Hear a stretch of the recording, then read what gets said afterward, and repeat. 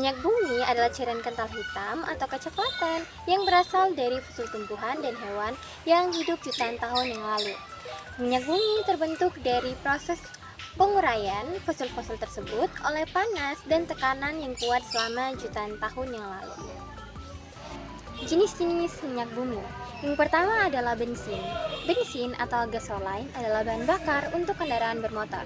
Yang kedua adalah diesel, adalah bahan bakar untuk kendaraan diesel dan mesin industri. Yang kedua adalah minyak tanah atau kerosen, adalah bahan bakar untuk penerangan dan memasak. Yang ketiga adalah minyak pelumas atau lubrikan, digunakan untuk mengganti mesin atau peralatan.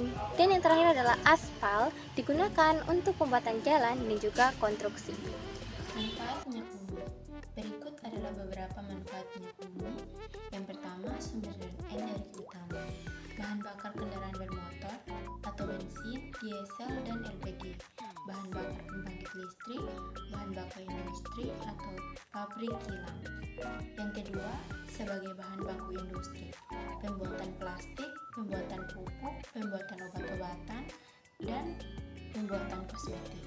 Yang ketiga, sumber pendapatan, ekspor minyak bumi, pajak minyak bumi, industri di sektor minyak bumi. Yang keempat, pembangunan infrastruktur, pembangunan jalan dan jembatan, pembangunan pelabuhan dan bandara, pembangunan fasilitas umum atau rumah sakit, sekolah, dan lain-lain. Yang kelima, peningkatan kualitas hidup, meningkatkan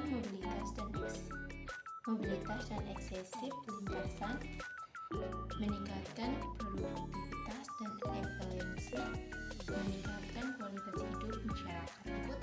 Dampak minyak bumi bagi manusia.